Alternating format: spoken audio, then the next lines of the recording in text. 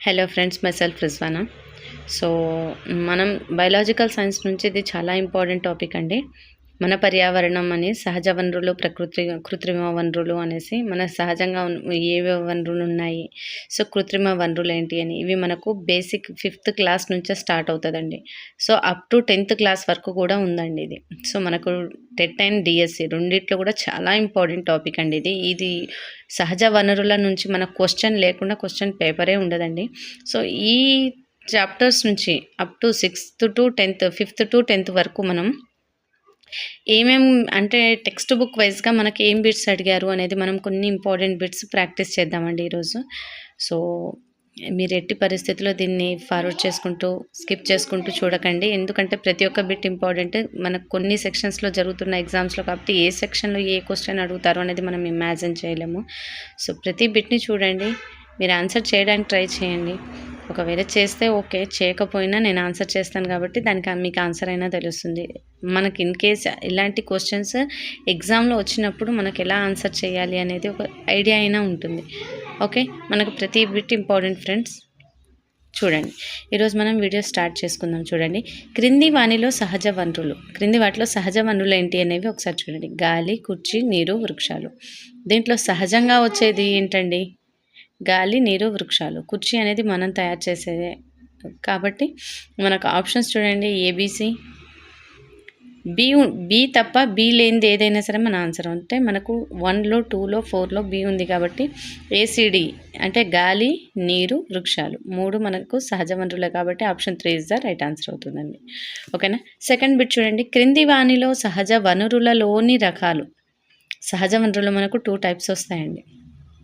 Okay, అవి ఒకటి పునరుద్ధరింపదగినవి, పునరుద్ధరింప లేనివి. అంటే మనం మళ్ళీ పునరుద్ధరింపగలిగినవి, మళ్ళీ మనం దాన్ని ఒక్కసారి కంప్లీట్ అయిపోతే దాన్ని పునరుద్ధరింపలేము. అలాంటివి 2 టైప్స్ ఉంటాయి. ఓకేనా. అంటే జస్ట్ నేను ఎక్స్ప్లెయిన్ చేస్తున్నా. ఈ సి కృత్రిమమైంది అంటే మనం మనుషుల చేత తయారు చేయబడిన దాన్ని కృత్రిమమైంది అనేసి అంటారండి. ఓకేనా. మనకు ఆప్షన్ 2 ఉండాలి, ఏ బి 2 ఉండాలి కాబట్టి option 1 is the right answer అవుతుంది. ఓకేనా. నెక్స్ట్ చూడండి, పునరుద్ధరింపదగిన వనరులకు ఉదాహరణ. అంటే మనం దాన్ని మరలా పునరుద్ధరించవచ్చు. అలాంటి వాటికి ఉదాహరణ ఏంటి అనేసి అడుగుతున్నాడు. నీరు అండి. ఓకే, పెట్రోలు, బంగారం, ముడి ఖనిజాలు కాదండి, నీరు. ఓకేనా. నెక్స్ట్, పునరుద్ధరింపలేని వనరులకు ఉదాహరణ ఏంటండి? జంతువులు, నీరు, మన్ను, పెట్రోల్. ఆన్సర్ ఏమవుతుందండి? పెట్రోల్ అండి. పెట్రోల్ తయారు చేయడానికి కొన్ని మిలియన్ల సంవత్సరాలు పడుతుందండి. మనకు ఇమ్మీడియట్గా మనం తయారు చేయలేము. మనం అప్పటికప్పుడు కావాలంటే దాన్ని రీసైక్లింగ్ కూడా చేయలేము. ఓకేనా. Option 4 is the right answer అవుతుందండి. నెక్స్ట్ బిట్ చూడండి ఫ్రెండ్స్, తిరిగి తయారు చేయలేని లేదా తయారు చేయడానికి కొన్ని యుగాల కాలం అవసరమయ్యే వనరులు ఏంటి? ఇప్పుడే మనం మాట్లాడుకుందామండి పెట్రోల్ గురించి. ఓకే, పునరుద్ధరింపలేని వనరులు అండి. ఆన్సర్ వచ్చేసి option 2 is the right answer అవుతుంది దీనికి. ఓకేనా. నెక్స్ట్ చూడండి, వాడిన పిమ్మట తిరిగి ఉత్పత్తి అయి భర్తీ చేయబడే వనరులు ఏంటండి? పునరుద్ధరింపదగిన వనరుల, పునరుద్ధరింపలేని వనరుల, కృత్రిమ వనరుల, సహజ వనరుల. ఏంటండి? వాడిన పిమ్మట తిరిగి ఉత్పత్తి చేసి భర్తీ చేయబడే, అంటే పునరుద్ధరించగలుగుతున్నాం దాన్ని, మళ్ళీ తిరిగి ఉత్పత్తి చేస్తున్నాం, తిరిగి భర్తీ చేయగలుగుతున్నాం కాబట్టి option 1 is the right answer. పునరుద్ధరింపదగిన వనరులు. ఓకేనా. నెక్స్ట్ బిట్ చూడండి, జాగ్రత్తగా, విచక్షణాయుతంగా, సరి అయిన అవగాహనతో వాడుకోదగిన వనరులేంటి? ఏంటండి? జాగ్రత్తగా, విచక్షణాయుతంగా, సరి అయిన అవగాహనతో వాడుకోదగిన వనరులు. పునరుద్ధరింపదగినవా, పునరుద్ధరింపలేనివా, పై 2న కృత్రిమైనవా? ఆన్సర్ ఏమవుతుందండి? పునరుద్ధరింపదగినవి, పునరుద్ధరింపలేనివి 2 అండి. అంటే పై 2 అనేది కరెక్ట్ ఆన్సర్ అవుతుంది. ఆప్షన్ 3 జాగ్రత్తగా, విచక్షణాయుతంగా, సరి అయిన అవగాహనతో వాడుకోవాల్సిన వనరులు. అంటే మనం పునరుద్ధరింపాలన్నా, పునరుద్ధరింప చేయకూడనివైనా సరే జాగ్రత్తగా వాడుకోవాలి దేన్నైనా సరే. ఓకేనా. సో మనకు ఆప్షన్ 3 అనేది రైట్ ఆన్సర్ అవుతుంది. నెక్స్ట్ బిట్ చూడండి, ఒక విత్తనం చెట్టుగా మారడానికి పట్టే కాలం ఎంత అండి? 10 సంవత్సరాల, 15 సంవత్సరాల, 20 సంవత్సరాల, 25 సంవత్సరాల? 15 సంవత్సరాలండి. ఒక విత్తనం చెట్టుగా మారడానికి 15 సంవత్సరాలు టైం పడుతుంది. నెక్స్ట్, జీవుల శరీరం బరువులో ఎంత శాతం నీరు ఉంటుంది? 50% నుంచి 55, 60 నుంచి 65, 70 నుంచి 75, 80 నుంచి 85. మనకు జీవుల శరీరం మొత్తం బరువులో 70 నుంచి 75% వరకు నీరు ఉంటుందండి. ఓకేనా? నెక్స్ట్, భూమి ఉపరితలంపై నీటి శాతం. భూమి ఉపరితలంపై ఎంత నీరు ఉంటుందండి? ఆప్షన్ చూడండి, 20, 40, 60, 80. 80% ఉంటుందండి వాటర్ అనేది భూమి ఉపరితలం పైన. ఓకేనా? భూమి మీద ఉన్న మొత్తం నీటిలో ఎంత శాతం నీరు సముద్రాల్లో ఉంది? మనకు భూమి మీద మొత్తం 80% వాటర్ ఉంటుంది, కానీ అదే సముద్రాల్లో అయితే ఎంత పర్సెంట్ ఉంటుంది అనేసి అడుగుతున్నాడు. ఓకే, 87, 97, 85, 93. ఈ 97% మనకు సముద్రాల్లోనే ఉంటుందండి. ఓకే, నెక్స్ట్, ధ్రువ ప్రాంతాలలో నీరు ఎలా ఉంటుంది? ధ్రువ ప్రాంతాల్లో ఎలా ఉంటుంది? నీరులా ఉంటుందా, నీటి ఆవిరి రూపంలో కనబడుతుందా, మంచులా ఉంటుందా, పొగమంచు రూపంలో కనిపిస్తుందా? మనకు మంచుగడ్డ రూపంలో కనిపిస్తుందండి ధ్రువ ప్రాంతాలలో. ఓకే, ధ్రువ ప్రాంతాల్లో నీరు ఎలా ఉంటుంది? మంచుగడ్డ రూపంలో ఉంటుంది. Option 3 is the right answer అవుతుందండి. నెక్స్ట్ చూడండి, మొక్కలలో నీటి ఉపయోగం.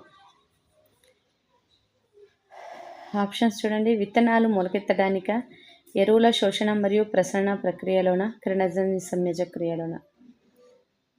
నీటి ఉపయోగం ఎక్కడ జరుగుతుంది? ఎక్కడ జరుగుతుంది ఫ్రెండ్స్? విత్తనాలు మొలకెత్తాలన్నా నీరు అవసరమే, ఎరువుల శోషణ మరియు ప్రసరణ ప్రక్రియలో కూడా నీరు అవసరమే, కిరణజన్య సంయోజ ప్రక్రియలో కూడా నీరు అవసరం అవుతుంది. అంటే ABCలో 3 ఉన్నవి కరెక్ట్ ఆన్సర్. అంటే option 3 is the right answer అవుతుందండి. ఓకేనా? నెక్స్ట్, క్రింది వాణిలో సత్యమైనది. క్రింది వారిలో ఏది సత్యం అండి? మంచు నీటి కంటే తేలియందా? నీరు మంచు కన్నా తేలికైనదా? మంచు నీరు 2 తేలికైనవేనా? మంచు నీరు 2 బరువైనవేనా? దీంట్లో సత్యం ఏది అనేసి అడుగుతున్నాడండి. మంచు నీటి కన్నా తేలికైనది. ఓకే, మంచు అనేది నీటి కంటే కూడా తేలికగా ఉంటుంది అనేది సత్యం అండి. Option 1 is the right answer. Next, సముద్రం, భూమి, వాతావరణాల మధ్య నిరంతరంగా జరిగే నీటి మార్పిడి. సముద్రం, భూమి, వాతావరణంల మధ్య నిరంతరంగా జరిగే నీటి మార్పిడి ఏంటి? ఆర్ద్రతన, హైడ్రోలాజికల్న వలయంన, బాష్పోత్సేకం, నైట్రోలాజికల్ వలయంన. హైడ్రోలాజికల్ వలయం అండి. ఓకే, నెక్స్ట్, సముద్రాలలోని నీటి యొక్క పరిమాణం ఎంత? సముద్రాల్లో నీటి పరిమాణం ఎంత ఉండొచ్చు?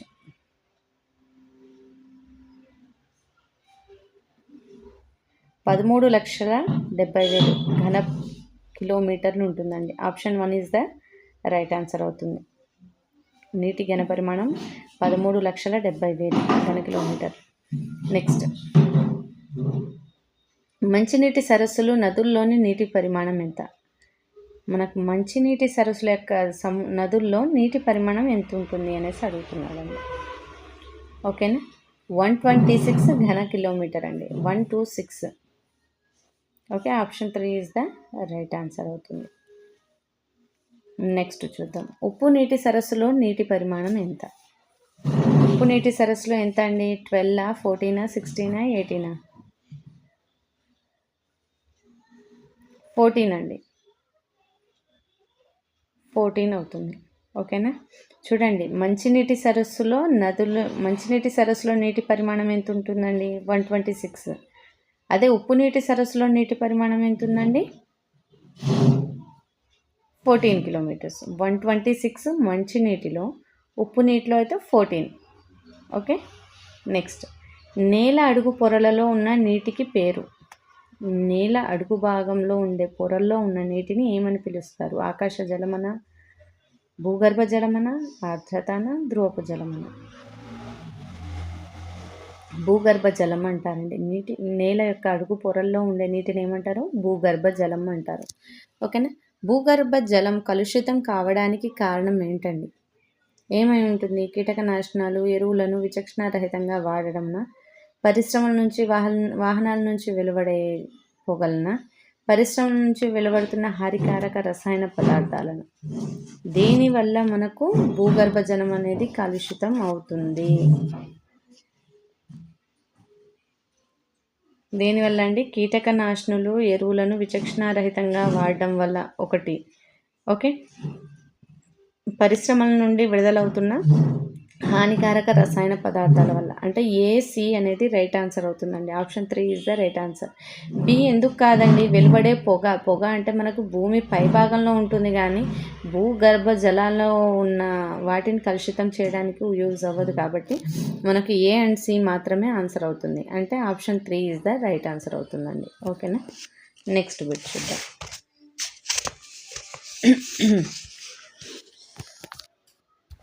భూమి మీద నివసించే జంతువుల మొక్కల విస్తరణను నిర్ణయించేవి. ఏం నిర్ణయిస్తాయండి? పరిసరాల, కృత్రిమ వనరుల, భూగర్భ జలాల, సముద్ర జలాల? భూమి మీద నివసించే జంతువుల మొక్కల విస్తరణను నిర్ణయించేదేంటి? పరిసరాలండి. ఓకేనా. నెక్స్ట్ చూడండి. Option 1 is the right answer. పరిసరాలు. నెక్స్ట్, మానవునికి ఉపయోగపడే నీరు. మానవునికి ఏ నీరు యూజ్ అవుతుంది? మంచి నీరా, ఉప్పు నీరా, సముద్రపు నీరా, అన్నీ పైవన్నీనా? మంచినీరండి. మానవునికి ఉపయోగపడేది మంచునీరు.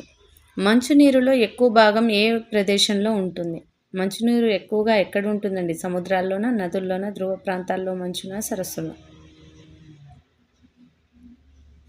ధ్రువ ప్రాంతాల్లో ఉన్న మంచు దగ్గర మంచినీరు అనేది ఎక్కువ భాగం కనిపిస్తుందండి మనకు. ఎక్కువగా అక్కడే మంచినీరు ఉంటుంది. ఎడారులలో చాలా తక్కువ జంతువులు చెట్ల క్రింద నివసిస్తాయి. ఎందుకండి? ఇసుక ఉంటుందా? చాలా తక్కువ నీరు ఉంటుందనా? రహదారులు ఉండవనా? వేడిగాలి ఉంటుందనా? ఎడార్లలో చాలా తక్కువ జంతువులు చెట్లు నివసిస్తాయి. ఎందుకు? చాలా తక్కువ నీరు ఉంటుంది కాబట్టి చాలా తక్కువ జంతువులు చెట్లు నివసిస్తూ కనిపిస్తాయండి మనకు. చాలా తక్కువగా ఒప్పిస్తాయి. నెక్స్ట్ చూడండి. ధ్రువ ప్రాంతాల్లో చెట్లు జంతువులు చాలా తక్కువగా జీవిస్తాయి. ఎందుకండి? ఎడార్లలో కూడా మనకు చెట్లు, జంతువులు తక్కువగానే ఉంటాయి. ఎందుకు అంటే తక్కువ నీరు ఉంటుంది కాబట్టి. అదే ధ్రువ ప్రాంతాల్లో కూడా తక్కువ ఉంటాయి. ఎందుకు? అక్కడ ఎలా ఉంటుంది ధ్రువ ప్రాంతాల్లో అంటే? ఆప్షన్స్ చూడండి. ఇసుక ఉంటుందా? నీటి గడ్డ కట్టి ఉంటుందా? చల్లగాలి ఉంటుందా? ఎక్కువ నీరు ఉంటుందా? నీరు గడ్డ కట్టి ఉంటుంది కాబట్టి అక్కడ కూడా చెట్లు, జంతువులు ఎక్కువగా బ్రతకలేవండి. ఓకేనా. అందుకే తక్కువ ఉంటాయి. హైడ్రోలాజికల్ వలయం అంటే ఏంటండి? హైడ్రోలాజికల్ వలయం వేటి మధ్య జరుగుతుంది? వేటి మధ్య అండి? నేలకి గాలిక, గాలి సముద్రానిక, నేల సముద్రానిక, నేల సముద్రం వాతావరణానికి? హైడ్రోలాజికల్ వలయం అంటే నేల, సముద్రం, వాతావరణం మూడిటి మధ్య జరిగే మార్పునే ఏమంటారు? హైడ్రోలాజికల్ వలయం అంటారండి. ఓకే. నెక్స్ట్, కీటకనాశనులు, ఎరువులు ఏ నీటిని కలుషితం చేస్తాయి? కీటకనాశనులు, ఎరువులు ఏ నీటిని కలుషితం చేస్తాయి? మంచి నీటిన, భూగర్భ జలాన్న, సముద్ర జలాన్న, గాల్లోని మేఘాలన? భూగర్భ జలాన్నండి. ఓకేనా. భూగర్భ జలంను కలుషితం చేస్తాయి కీటకనాశనులైన, ఎరువులైన. ఓకే.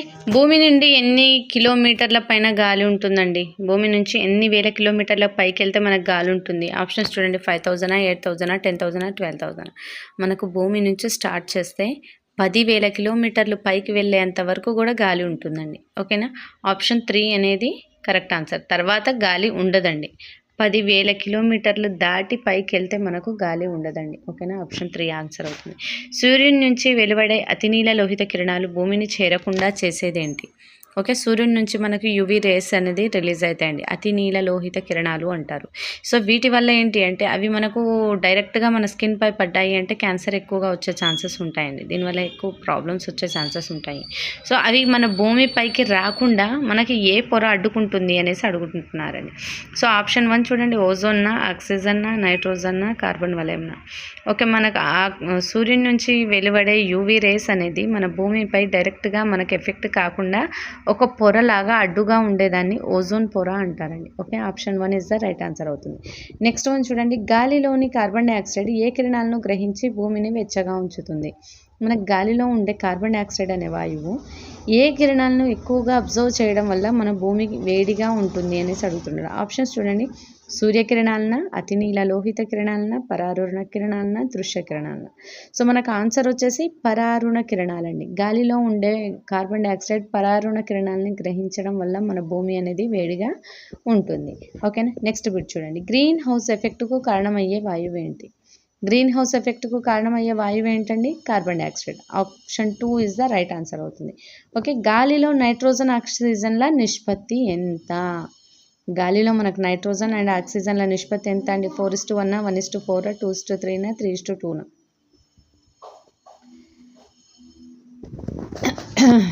ఎంత అండి? 4:1 అండి. గాలిలో నైట్రోజన్ అనేది 4% ఉంటే ఆక్సిజన్ 1% ఉంటుందండి. నెక్స్ట్, ఓజోన్ పొర భూమికి ఎంత ఎత్తులో ఉంటుంది? ఓకే, సూర్యుడి నుంచి వెలువడే యూవీ కిరణాలు మన భూమిపైకి రాకుండా అడ్డుకునే ఓజోన్ పొర ఎంత ఎత్తులో ఉంటుంది భూమికి? 15 to 20 kilometres, 16 to 23, 18 to 27, 26 to 32.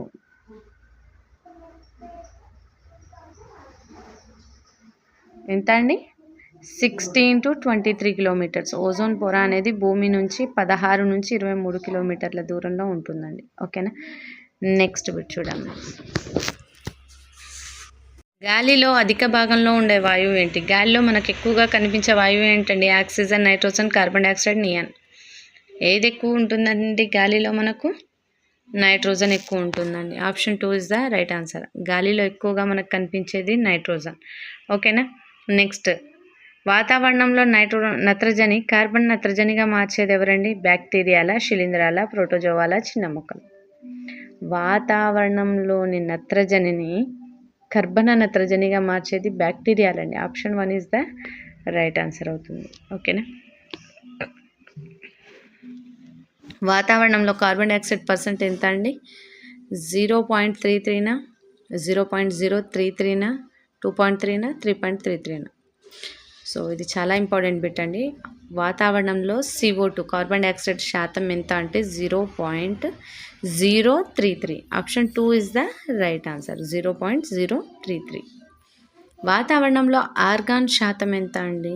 Organ ఎంత పర్సెంట్ ఉంటుంది? 0.934, 0.033, 0.634, 0.233. 0.934 అండి. Option 1 is the right answer అవుతుంది. క్లోరోఫ్లోరో కార్బన్స్ని విడుదల చేసేది ఏంటి? మనకు వేటిని ఎక్కువగా యూజ్ చేయడం వల్ల క్లోరోఫ్లోరో కార్బన్స్ అనేవి రిలీజ్ అవుతాయి? విమానాలు, ఫ్రిడ్జ్లు, టెలివిజన్లు. మనకు క్లియర్గా ఇది చాలా చాలా ఇంపార్టెంట్ అండి. ప్రతి competitive exam, not only TET, DSC అండి, మీరు గ్రూప్స్కి వెళ్ళినా, ఓకే, ఏ ఎగ్జామ్స్కి వెళ్ళినా సరే ఇవి చాలా important. Chlorofluoro carbons, green house effect, వీటి నుంచి బిట్ లేకుండా మీకు ఎగ్జామ్ పేపర్ ఉండదండి. ఓకేనా, సో ఇప్పుడు క్వశ్చన్ చూడండి, క్లోరోఫ్లోరో కార్బన్స్ను విడుదల చేసేది ఏంటండి? విమానాలు, ఫ్రిడ్జ్లు అండి. Okay, A and B. మనకు ఆప్షన్ చూడండి, option 4 is the right answer అవుతుంది. ఓకే, విమానాలు, ఫ్రిడ్జ్లని ఎక్కువగా వాడడం వల్ల మనకు క్లోరోఫ్లోరో కార్బన్లు రిలీజ్ అవుతాయండి. కిరణజన్య సంయోజక క్రియలో గ్లూకోజ్గా మార్చబడే వాయువు ఏంటండి? ఆక్సిజనా, నియానా, కార్బన్నా, నైట్రోజనా? ఏంటండి గ్లూకోజ్గా మార్చబడేది? కార్బన్ డైఆక్సైడ్ అండి. ఓకేనా, option 3 is the right answer. పంటలకు, కట్టడాలకు నష్టం కలిగించేది క్రిమి సంహారాల, ఎరువుల, వర్షాల, ఆమ్లయుత వర్షాల? ఏంటండి? పంటలకు, కట్టడాలకు రెండింటికి నష్టం కలిగించేది ఆమ్ల వర్షాలండి, ఆమ్లయుత వర్షాలు. ఓకే, యాసిడ్ ఎక్కువగా ఉన్న వర్షాలు పడ్డప్పుడు మనకు కట్టడాలు కూడా పాడైపోతాయి, పంటలు కూడా పాడైపోతాయి. ఎన్ని సంవత్సరాల క్రితం భూమి ఏర్పడిందని శాస్త్రవేత్తల అంచనా? మన భూమి ఏర్పడి ఎన్ని సంవత్సరాలు అయింది అనేది శాస్త్రవేత్తల అంచనా. 4,600,000, 46 లక్షల, 4,600 లక్షల, 4,600 మిలియన్ల, 4,600 బిలియన్ల? ఎన్ని సంవత్సరాల క్రితం భూమి ఏర్పడింది? 4600 మిలియన్ల సంవత్సరాల క్రితమే భూమి ఏర్పడిందని శాస్త్రవేత్తల అంచనా. ఆప్షన్ 3 అండి. 4600 మిలియన్ల సంవత్సరాల క్రితం భూమి ఏర్పడిందని శాస్త్రవేత్తల అంచనా. భూమి పుట్టినప్పుడు వాతావరణంలో లేని వాయువు ఏంటి? Oxygen, ammonia, hydrogen, methane. భూమి పుట్టినప్పుడు వాతావరణంలో లేని వాయువు ఆక్సిజన్ లేదండి భూమి పుట్టినప్పుడు. Okay, option 1 is the right answer. మొట్టమొదట ఏర్పడిన జీవి మనకు ఫస్ట్ ఏ జీవి ఏర్పడిందండి? నీలి ఆకుపచ్చ శైవలం, శిలీంధ్రం, బ్యాక్టీరియా, నాచు. నీలి ఆకుపచ్చ శైవలం మొట్టమొదటిగా ఏర్పడిన జీవి ఏంటండి? నీలి ఆకుపచ్చ శైవలం. జీవం పుట్టిక మీద పరిశోధనలు చేసిన శాస్త్రవేత్త? Darwin, Stanley Miller, Robert hook, Lamarck.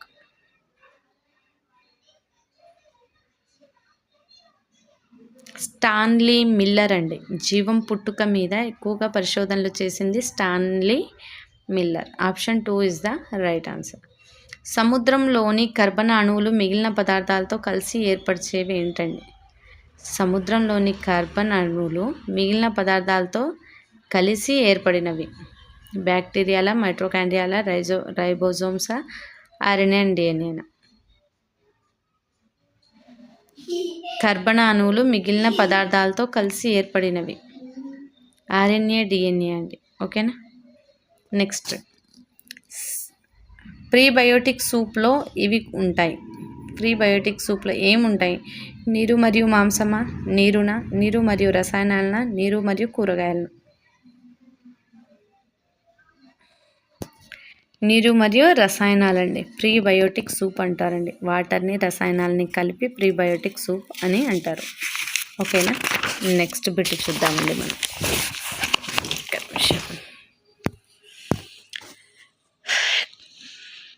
Next bit చూడండి. సముద్రంలో లవణాల శాతం ఎంత శాతం లవణాలు ఉంటాయండి? 2.5నా, 3.5నా, 4.5నా, 5.5నా? 3.5 అండి. ఓకేనా. నెక్స్ట్, సముద్రంలో లవణాలు ఏ రూపంలో ఉంటాయండి సముద్రంలోని లవణాలు? ఆమ్లాల రూపంలో, క్షారాల, ఆనయాన్ల, క్యాటయాన్ల? సముద్రంలోని లవణాలు ఏ రూపంలో ఉంటాయి? ఏ రూపంలో కనిపిస్తాయండి? యాసిడ్సా, బేసెసా, యాన్సా, క్యాటయాన్సా? ఆనయాన్సా, క్యాటయాన్సా?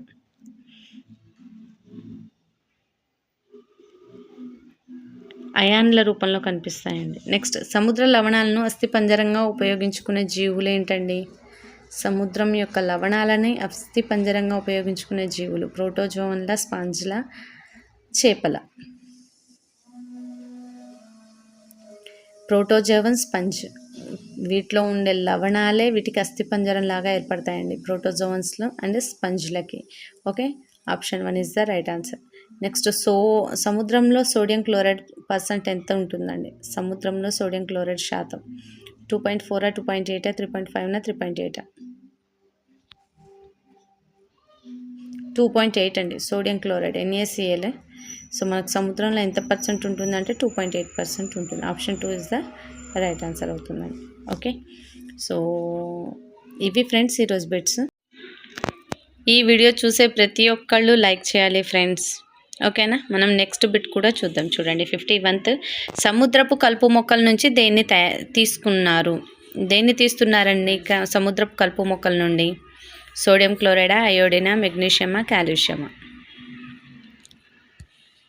దేన్ని తీస్తున్నారండి? అయోడిన్ అండి. ఓకే, సముద్రపు కలుపు మొక్కల నుంచి అయోడిన్ని తీస్తున్నారు ఎక్కువగా. Option 2 is the right answer. Next చూడండి, మొలస్కా కర్పరాలను దేని నుంచి తయారు చేయడానికి ఉపయోగిస్తారు? మొలస్కా కర్పరాల నుంచి ఏం తయారు చేస్తారండి? ఉప్పు, హైడ్రోజనా, అయోడినా, కాల్షియంనా?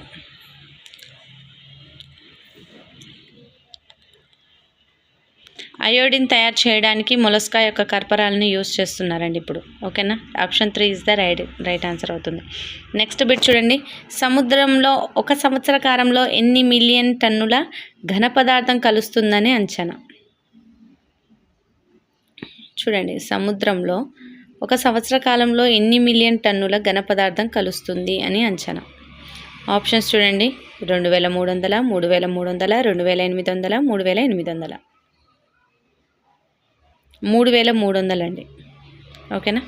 Option 2 is the 3300 is the right answer వస్తుంది. నెక్స్ట్, ఇది ఒక హైడ్రోజన్ యొక్క భార ఐసోటోప్ అండి. హైడ్రోజన్ ఐసోటోప్ ఏంటి? బంగారంనా, థోరియంనా, డ్యూటేరియంనా, ఇనుమున? హైడ్రోజన్ యొక్క భార ఐసోటోప్ డ్యూటీరియం అండి, deuterium. Option 3 is the right answer. Next, Kerala సముద్ర తీరంలోని ఇసుకలో ఉండేది. కేరళ యొక్క సముద్ర తీరాల్లో ఇసుకలో ఉండేది ఏంటి? బంగారమా, థోరియంనా, డ్యూటేరియమా, ఇనుమున? ఏంటండి? థోరియం అండి. Okay, option 2 is the right answer, thorium. సముద్రంలో సోడియం క్లోరైడ్ కాక ఎక్కువగా ఉండే ఇతర లవణాలు ఏంటి? సముద్రంలో సోడియం క్లోరైడ్ ఉంటుందని అందరికీ తెలుసు. దాంతోపాటు ఇతరగా ఎక్కువగా ఉండే లవణాలు ఏంటి? Potassium, magnesium, calcium. ఏవి ఎక్కువ ఉంటాయండి? 3 ఉంటాయండి, potassium, magnesium, calcium. ABC. Option 4 is the right answer అవుతుంది మనకు. ఓకేనా. నెక్స్ట్, భూగోళం ఉపరితలంలో నేల ఆక్రమించిన శాతం ఎంత? భూగోళం మొత్తంలో మనకు నేల అనే భాగం ఎంత శాతం ఆక్రమించింది? 10%, 20%, 30%, 40%? భూగోళం మొత్తంలో నేల అనేది మనకు ఓన్లీ 20% ఉంటుందండి. ఓకేనా. Option 2 is the right answer అవుతుంది. మృత్తికలో నివసించే జీవులు ఏంటండి? బ్యాక్టీరియా, శైవలాలు, వానపాములు. ఓకే, మృత్తికలో నివసించేవేంటండి? బ్యాక్టీరియా, శైవలాలు, వానపాములు. 3 మనకు మృత్తికలో ఉంటాయి, మట్టిలో ఉంటాయండి. ABC. Option 1 is the right answer. Next, weathering అనగానేమి? వితరింగ్ అంటే ఏంటి? నేలను లోతుగా దున్నడంనా, మృత్తిక ఏర్పడే విధానంనా, సముద్రం నుండి ఉప్పు తీయడంనా, భూమిని సరిగా దున్నకపోవడంనా? వితరింగ్ అంటే మృత్తిక ఏర్పడే విధానాన్ని వితరింగ్ అంటారండి. ఓకేనా. ఆప్షన్ 2 మృత్తిక ఏర్పడే విధానం. మృత్తికా రేణువులను గట్టిగా బంధించి ఉంచే మొక్క జాతి ఏంటండి? మట్టిని గట్టిగా బంధించి ఉంచే మొక్కల యొక్క జాతి ఏంటండి? చిక్కుడు జాతినా, రబ్బర్ జాతినా, పామ్ జాతినా, గడ్డి జాతినా?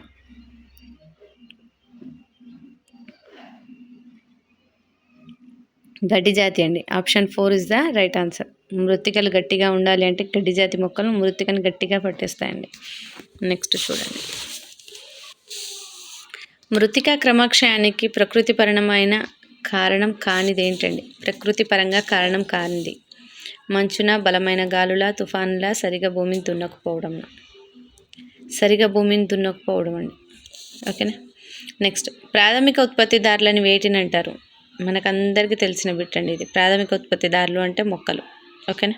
నెక్స్ట్, జూమ్ వ్యవసాయం వలన ప్రతి ఏటా నష్టపోయే విస్తీర్ణం ఎంత అండి? 50 లక్షల ఎకరాల, 100 లక్షల ఎకరాల, 150 లక్షల ఎకరాల, 300 లక్షల ఎకరాలు. సో జూమ్ వ్యవసాయం వల్ల మనకేమవుతుందండి? 300 లక్షల ఎకరాలు మనకు నష్టపోతుందండి విస్తీర్ణం అది వ్యవసాయం. ఓకే. నెక్స్ట్ చూడండి, క్రింది వాణిలో ప్రధాన ధాన్యం కానిది ఏంటండి? క్రింది వాణిలో ప్రధాన ధాన్యం కానిది వరి, సజ్జలు, గోధుమలు, జొన్నలు. ప్రధాన ధాన్యం కానిది ఏంటండి? సజ్జలండి. నెక్స్ట్, చిరుధాన్యాలకు ఉదాహరణ. చిరుధాన్యాలకు ఉదాహరణ ఏంటి? రాగులు, వరి, జొన్న, గోధుమ. రాగులు అండి, చిరుధాన్యాలు అంటే రాగులు. నెక్స్ట్ చూడండి, క్రింది వాణిలో నూనె గింజల కుటుంబానికి సంబంధించింది చెందనిది. ఓకే, నూనె గింజల కుటుంబానికి చెందనిది, కన్ఫ్యూజ్ అవ్వద్దండి. ఓకే, ఆస్టరియేసి అనేది నూనె గింజలు, పామే అనేది నూనె గింజలు, పామాయిల్. డెడారియేసి అనేది నూనె గింజలు, డిజిటాలిస్ అనేది కాదండి. ఓకే, డిజిటాలిస్ అనేది ఆన్సర్ అవుతుంది మనకు. చెందనిది అని అడిగాడు కాబట్టి option 2 is the right answer.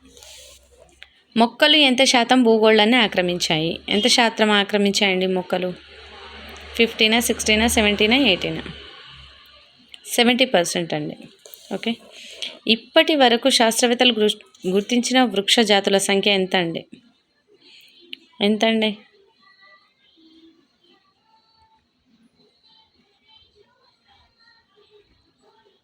Options వచ్చేసి 3 lakhs, 4 lakhs, 5 lakhs, 6 lakhs అండి. ఎంత అండి?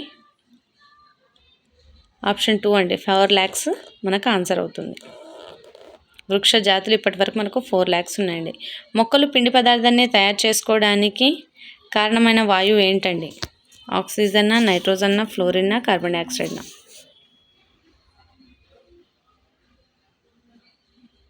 కార్బన్ డైఆక్సైడ్ అండి. ఓకే. కాడ్ లివర్ నూనెలో గల విటమిన్ ఏంటి?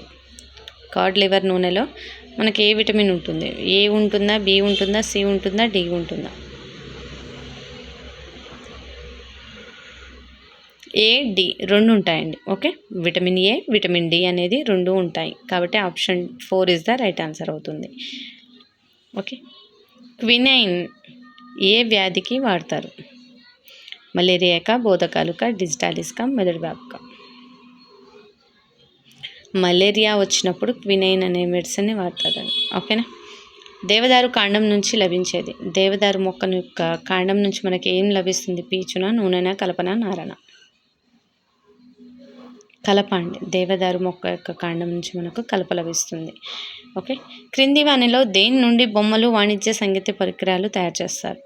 ఏ మొక్కల నుంచి మనకు తయారు చేస్తారండి? వేపన, తుమ్మన, టేకున, ఎర్రచందనం? తుమ్మ చెట్టు అండి. క్రింది వానిలో దేని నుంచి బొమ్మలు, వాణిజ్య సంగీత పరికరాలు తయారు చేస్తారంటే తుమ్మ చెట్టు ఎక్కువగా. క్రింది వానిలో ప్రాథమిక విచ్ఛిన్నకారులు ఏంటండి? ప్రాథమిక విచ్ఛిన్నకారులు బొద్దింక, బ్యాక్టీరియా, హైడ్రా, అమీబా? బ్యాక్టీరియా. ప్రాథమిక విచ్ఛిన్నకారులు ఏంటండి? బ్యాక్టీరియాలు. దేని నుండి పెన్సిలిన్, స్ట్రెప్టోమైసిన్ లాంటి మందులు తయారవుతాయి? పెన్సిలిన్, స్ట్రెప్టోమైసిన్ ఇలాంటి మందులు దేని నుంచి తయారు చేస్తారు? పొరిఫెరా, శిలీంధ్రాలు, అమీబా, హైడ్రా? ఓకే, శిలీంధ్రాలు అండి. Option 2 is the right answer అవుతుంది. కుక్క గొడుగులు ఏ జాతికి చెందినవి? ఓకే, కుక్క గొడుగులు ఏ జాతికి చెందుతాయి? పొరిఫెరా, శిలీంధ్రాలు, అమీబా, హైడ్రా? శిలీంధ్రాలు అండి. కుక్క గొడుగులు కూడా మనకు శిలీంధ్రాల జాతికి మాత్రమే చెంది ఉంటాయండి. నెక్స్ట్ చూద్దామండి. దీని నుంచి సుగంధ తైలం తీస్తారు. దేని నుంచి అండి? మామిడి, జాపత్రి, మల్లె, జాజికాయ? మల్లెల నుంచి సుగంధ తైలంను తీస్తారండి. ఓకే. ఏ వ్యాధి చికిత్సకు టాక్సాల్ ఉపయోగపడుతుంది? ధనుర్వాతం, పక్షవాతం, క్యాన్సర్, గుండె జబ్బు? క్యాన్సర్ అండి. టాక్సాల్ ఉపయోగపడేది మనకు క్యాన్సర్ వ్యాధి చికిత్సకు. ఓకే. భారత ప్రభుత్వం వైల్డ్ లైఫ్ యాక్ట్ను ప్రవేశపెట్టిన సంవత్సరం ఏమిటి? 1962నా, 1972నా, 1967నా, 1977? 1972 అండి. వైల్డ్ లైఫ్ యాక్ట్ అనేది మనకు వచ్చింది. మన దేశంలో ఎన్ని జాతీయ పార్కులు ఉన్నాయండి లాస్ట్లో? 20, 30, 50, 60? ఎన్ని జాతీయ పార్కులు ఉన్నాయండి మన దేశంలో? 60 అండి. ఓకేనా. నెక్స్ట్, మన దేశంలోని శాంక్చురీల సంఖ్య 358, 368, 378, 388?